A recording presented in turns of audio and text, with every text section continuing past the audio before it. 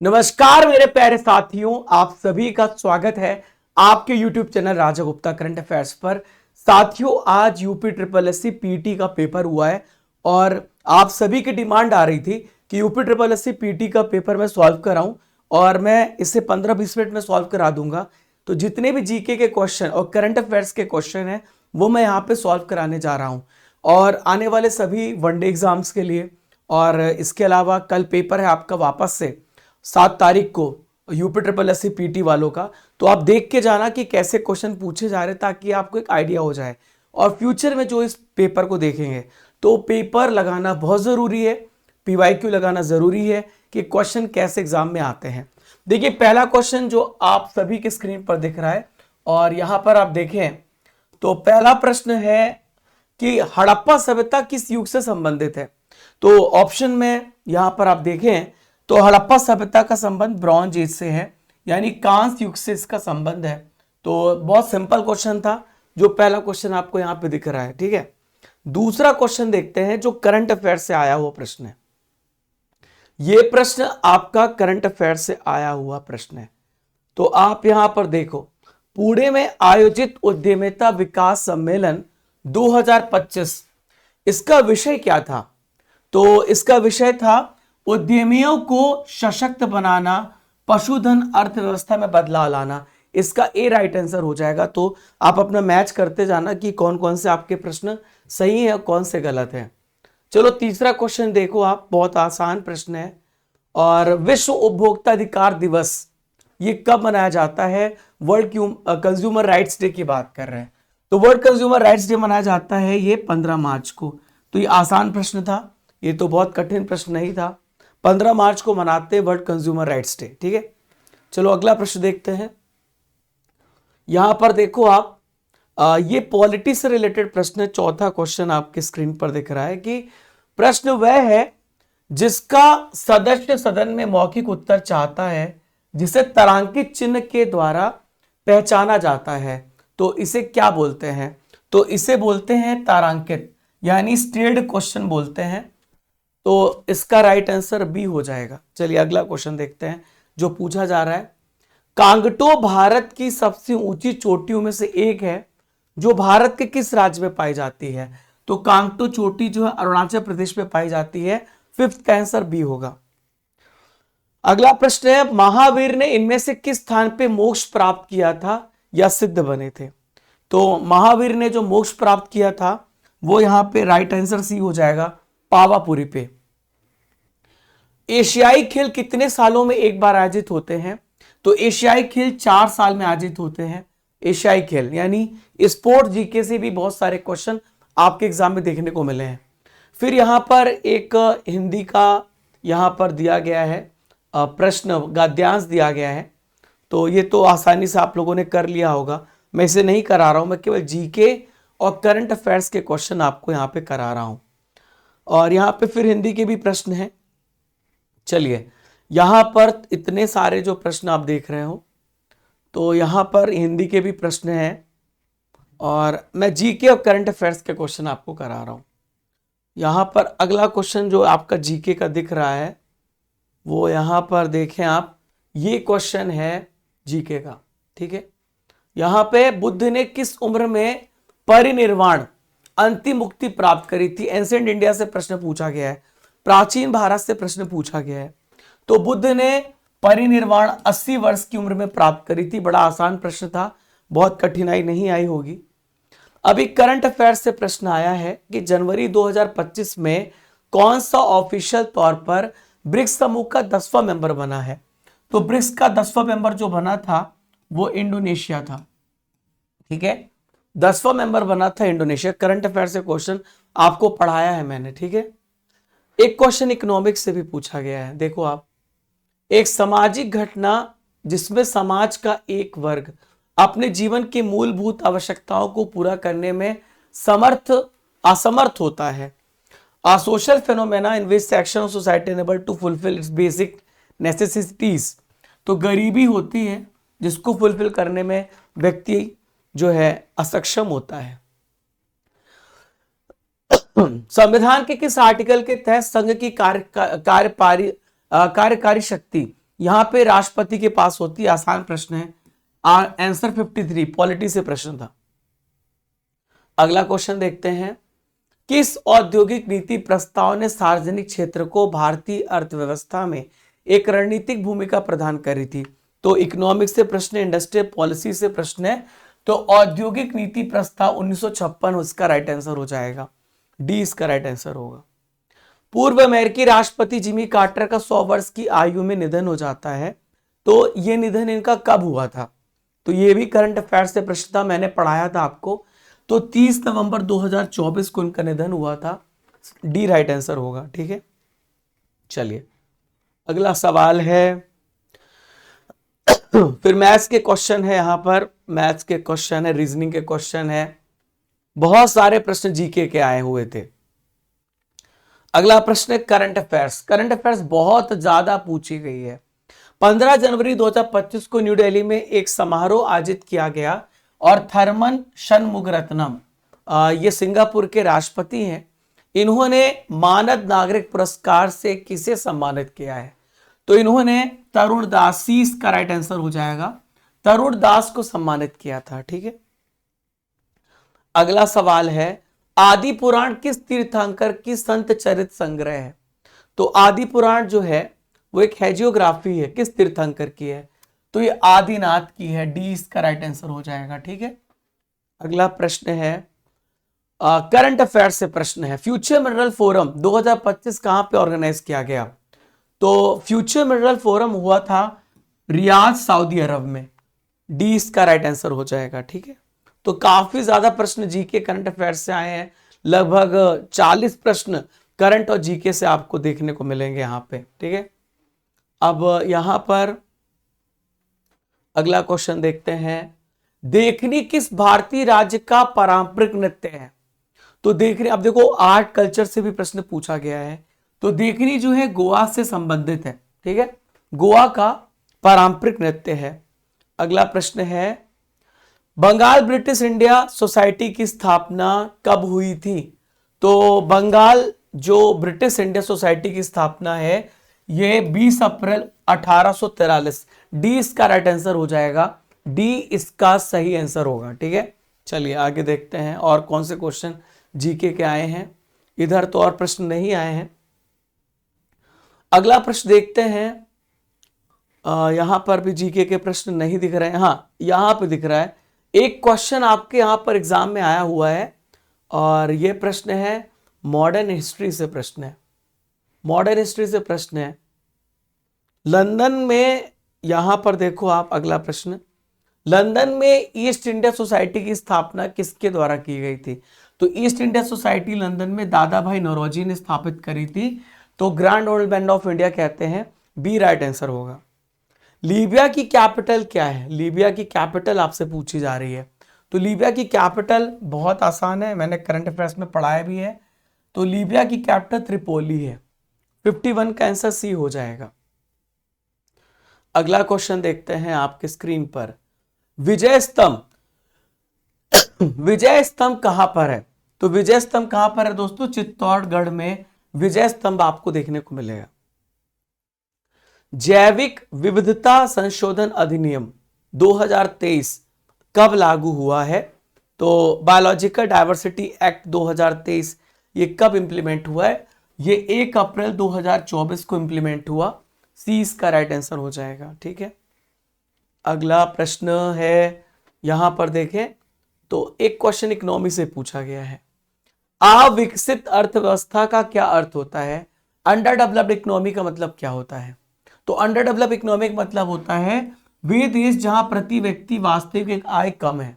ठीक है, तो कंट्रीज इन विच पर capital real income is low.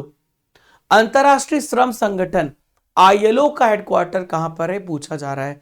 आसान प्रश्न है, जेनेवा में इंटरनेशनल लेबर ऑर्गेनाइजेशन का हेडक्वार्टर है। ए इसका राइट आंसर हो जाएगा। बहुत आसान था ये प्रश्न। तो फिर आगे देखें अगर हम, तो यहां पर कुछ इंग्लिश के भी क्वेश्चन है। ओके, एक क्वेश्चन फिजिक्स से पूछा गया है और यदि +4d शक्ति का उत्तल लेंस है और -4d का अवतल लेंस एक दूसरे के संपर्क में रखा जाए तो पावर कितनी बनेगी? तो पावर बराबर हो जाएगा -6d और -10d, ठीक है। यहां पर एक सेकेंड, +4d और -10d, ठीक है। पावर का फॉर्मूला हो जाएगा तो 4d -10d, तो ये हो जाएगा -6 डायप्टर। तो जिसका आंसर ए होगा वो सही है। 62 का answer A is the right answer. अगला क्वेश्चन रीजनिंग से था। फिर ये प्रश्न है, शिकागो में धर्म संसद का आयोजन किस वर्ष हुआ था? तो शिकागो में धर्म संसद का आयोजन 1893 में हुआ था और स्वामी विवेकानंद जी की जो स्पीच थी काफी ज्यादा वायरल हुई थी। ए राइट आंसर होगा, बी राइट आंसर होगा। 5 जनवरी 2025 को भारतीय तटरक्षक बल के लिए इनमें से किस शिपयार्ड के द्वारा 2 स्वदेशी रूप से डिजाइन किए गए तीव्र गश्ती पोत अमूल्य और अक्षय लॉन्च किए गए? तो किसने लॉन्च किया था, ये क्वेश्चन है। तो इसे यहां पर गोवा शिपयार्ड लिमिटेड के द्वारा लॉन्च किया गया। डी राइट आंसर हो जाएगा। अगला प्रश्न है और ये है डीटीएम। डीटीएम यानी जो डेमोग्राफिक से रिलेटेड प्रश्न है, और मतलब किस प्रकार से जनसंख्या जो होती है वो आगे बढ़ती है। तो डीटीएम के किस चरण में सबसे तेज जनसंख्या वृद्धि होती है? तो डीटीएम में चरण 1 में सबसे तेज जनसंख्या वृद्धि होती है। बी राइट आंसर हो जाएगा, ठीक है। अगला प्रश्न देखते हैं। ये पॉलिटी से प्रश्न था। देश के पर्यावरण का संरक्षण और सुधार, वनों और वन्य जीव की सुरक्षा किसके अंतर्गत आती है? आसान था। आर्टिकल 48A के तहत यहां पे हमें पर्यावरण की रक्षा करनी चाहिए। ये प्रश्न आसान था, आपने पढ़ा होगा, ठीक है। नेक्स्ट है करंट अफेयर से प्रश्न है। नई दिल्ली में आयोजित इंडिया ओपन बैडमिंटन 2025 में पुरुष एकल का खिताब किसने जीता था? तो विक्टर एक्सेल्सन ने इस खिताब को जीता था। ए राइट आंसर हो जाएगा, ठीक है। 69 का आंसर ए होगा। अनुशीलन समिति का हेडक्वार्टर कहां पर है? अनुशीलन समिति का हेडक्वार्टर कलकत्ता में है। बी राइट आंसर हो जाएगा, ठीक है। स्टैटिक प्रश्न बहुत पूछे गए हैं। चंद्रयान 3 किस वर्ष लॉन्च किया गया था? तो चंद्रयान 3 2023 में लॉन्च किया था। हम सफल लैंडिंग करें। भारत दूसरा ऐसा देश बना, भारत चौथा ऐसा देश बना जिसने लैंडिंग करी, और पहला ऐसा देश जिसने यहां पे जो कि साउथ पोल पे लैंड हुआ है। अगला प्रश्न है, भारत के पश्चिम में कौन सा सागर है? तो भारत के पश्चिम में देखो, भारत इस तरह है, यहां बंगाल की खाड़ी है और इधर जो अरब सागर है। तो आसान प्रश्न था, अरब सागर, ठीक है। एशिया का प्रीमियर खाद्य एवं पेय F&B व्यापार, और ये है Indus food Asia premier food and beverage trade. ये करंट अफेयर से प्रश्न है। ये कहां पर हुआ था? तो ये हुआ था India exposition mart limited, greater Noida में हुआ था, ठीक है। तो इसका राइट आंसर सी हो जाएगा, ठीक है। अगला प्रश्न है, एसिड को किस पदार्थ से बने बर्तनों में संग्रहित किया जाना चाहिए? मतलब अगर एसिड है तो उसको कहां पे, किस पे रखना चाहिए? तो एसिड को कांच और सेरेमिक में यहां पे रखा जा सकता है, ठीक है। नेक्स्ट क्वेश्चन है, भारत का संविधान पहली बार 1928 में किसने तैयार किया था? तो भारत का संविधान 1928 में मोतीलाल नेहरू ने तैयार कराया था। ए राइट आंसर हो जाएगा, ठीक है।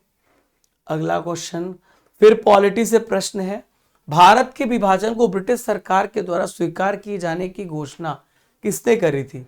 तो उस समय लॉर्ड माउंटबेटन थे और माउंटबेटन योजना के तहत डिवीजन हुआ था। इनमें से सर्वथा भिन्न ज्ञात करें, साइंस से प्रश्न है। पारा, लोहा, सोना, चांदी, ऊपर में से कोई नहीं। तो पारा जो है, मरकरी जो है, ये इसमें भिन्न है। बाकी सारे सॉलिड स्टेट में पाए जाते हैं, पारा लिक्विड स्टेट में पाया जाता है। करंट अफेयर से प्रश्न है, भारत पाकिस्तान 1960 में एक संधि पर हस्ताक्षर किए थे, उस संधि का नाम बताइए। तो 1960 में जो संधि थी इसे कहते हैं सिंधु जल संधि। अब अगर पूछा जाएगा तो आप 1972 का शिमला समझौता याद रखना, शिमला समझौता पूछा जा सकता है, ठीक है। बाकी रीजनिंग के क्वेश्चन है यहां पर अभी तो, और यहां पे देखें, हाँ, हवा में कौन से अम्लीय गैस वर्षा के पानी में घुलकर कार्बनिक एसिड बनाती है। तो which acidic gas from air dissolves in rain water to form carbonic gas, तो CO2 इसका राइट आंसर हो जाएगा, कार्बन डाइऑक्साइड। ठीक है, अगला है विश्व की सबसे लंबी नदी कौन सी है? दुनिया की सबसे लंबी नदी नाइल है, और अगर आपसे पूछा जाए दुनिया की सबसे लार्जेस्ट रिवर कौन सी है, तो अमेजन है। ठीक है, और अगला क्वेश्चन देखें, और क्या क्वेश्चन पूछा गया था, ये तो रीजनिंग का प्रश्न है। क्वेश्चन है निर्वात पे प्रकाश की गति और माध्यम में प्रकाश की गति, इस ratio of speed of light in vacuum to the speed of light in a medium, इसको क्या बोलते हैं? तो इसको बोलते हैं अपवर्तनांक, रिफ्रैक्टिव इंडेक्स बोलते हैं। सी इसका राइट आंसर हो जाएगा। ठीक है, और नेक्स्ट देखें, एक करंट अफेयर्स का क्वेश्चन और है।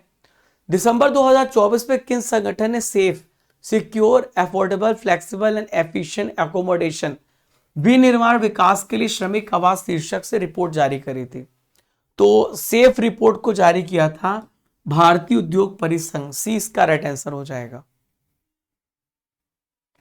एक क्वेश्चन और है, निम्न भूजल भंडारण से किस प्रकार की चट्टान संरचना सबसे अधिक जुड़ी है? मतलब यहां पर कौन सी टाइप की रॉक है जहां पे लो ग्राउंड वाटर स्टोरेज मिलता है? तो ये है अग्नि और कायांतरित चट्टानें। सी इसका राइट आंसर हो जाएगा। ठीक है, और ये तो प्रश्न जो है, हाँ अभी और प्रश्न है, पॉलिटी से प्रश्न आया हुआ है। बाहरी और आंतरिक आपातकाल के दौरान लागू होता है। तो जब इंटरनल और एक्सटर्नल इमरजेंसी होती है तो फंडामेंटल राइट यहां पे सस्पेंड हो जाएगा। आर्टिकल 359 याद रखिएगा लागू होता है। ए राइट आंसर हो जाएगा। ठीक है, अगला क्वेश्चन देखते हैं, भारत के डैश राज्यसभा के पदेन अध्यक्ष हैं, यानी एक्स ऑफिशियो चेयरमैन है भारत के कौन? तो उपराष्ट्रपति जो होते हैं वो राज्यसभा के पदेन अध्यक्ष होते हैं। आर्टिकल नंबर 63 ये बात कहता है, 63 कहता है। तो ए इसका राइट आंसर हो जाएगा। ऊंट अपने डैश में वसा जमा करता है, तो ऊंट कहां पे अपना फैट जमा करता है? ऊंट जमा करता है हम्प में, इसको कूबड़ बोलते हैं। गुड़हल के पौधे का फूल है, जो गुड़हल का पौधा होता है उसका फूल जो होता है वो कैसा होता है? तो वो होता है बाइसेक्सुअल, यानी कि उभयलिंगी। तो मैंने सारे इंपॉर्टेंट जीके और करंट अफेयर्स के क्वेश्चन आपके पूरे करा दिए हैं, आप चेक कर लेना, और आने वाले समय के लिए आपको आइडिया हो जाएगा एग्जाम में क्वेश्चन कैसे पूछे जाते हैं। मेरे प्यारे भाई और बहनों, एक इंपॉर्टेंट जानकारी मैं आपको और भी दे देता हूं कि आप सभी अपनी तैयारी को बढ़िया कर लो, और जो करंट अफेयर्स है आप रेगुलर पढ़ो। और इसके अलावा एक बहुत इंपॉर्टेंट कोर्स हमने लॉन्च किया है, और इसको कहते हैं अर्जुन जीएस फाउंडेशन बैच। तो आप वहाँ पे अपनी जीके को बहुत मजबूत कर सकते हो। आने वाले समय में आपका पूरा जीके यहाँ से कवर हो जाएगा। ठीक है, तो आपको करना क्या है, आपको एप्लीकेशन डाउनलोड करना है स्टडी कर, और यहाँ पर ये जो बैच है केवल 499 में आपको मिल रहा है। अर्जुन जीएस फाउंडेशन बैच 11 विषय आप मेरे साथ पढ़ोगे, एंशिएंट मेडिवल मॉडर्न हिस्ट्री, और यहाँ पे polity, Indian physical, world geography, physics, chemistry, biology, और 3 साल की वैलिडिटी भी है। तो आप सभी इस बैच को आज ही एनरोल करो। और आपको करना क्या है, आप रिकॉर्डेड सेशन, पीडीएफ नोट्स, ये सब कुछ पाओगे 499 में। आपको ये 7 से 8 महीने में कोर्स आपका कंप्लीट होगा, और वीडियोस भी लगभग 600 प्लस वीडियोस आपको मिलेंगे। डेमो अवेलेबल है, आप टाइमिंग देखो 1 to 2 और 5 to 6, आपको 2 टाइम पे क्लासेस मिलेंगी। एप्लीकेशन को डाउनलोड करना, और डाउनलोड करने के बाद कोर्सेस एंड पीडीएफ में चले जाना, अर्जुन जीएस फाउंडेशन बैच में चले जाना, वहां पर आपको हमारा बैच मिल जाएगा। टेस्ट सीरीज भी है, ई बुक्स भी है, टेस्ट पास भी है, और स्टैटिक जीके की बुक्स भी है। ये सारी बुक्स हमने लॉन्च करी है। करंट अफेयर्स देखा आपने कितना पूछा गया है, तो 2024-2025 का 12 महीने का करंट अफेयर्स यहीं से पढ़ लेना। 6 महीने की ई बुक भी हमने लॉन्च करी है, और अगस्त महीने की ई बुक भी हमने लॉन्च करी है। तो जा करके परचेस करके आप वहाँ से पढ़ सकते हो, और बढ़िया से अपनी तैयारी को जारी रखो। अभी और भी मैं सेशन लाता रहूँगा यूपी SSSC पीटी को देखते हुए, क्वेश्चन कैसे पूछे जा रहे हैं और आपको कैसी रणनीति बनानी है, इन सब पे मैं यहाँ पे डिस्कस करूँगा। मिलते हैं, तब तक के लिए आप सभी को जय हिंद, जय भारत।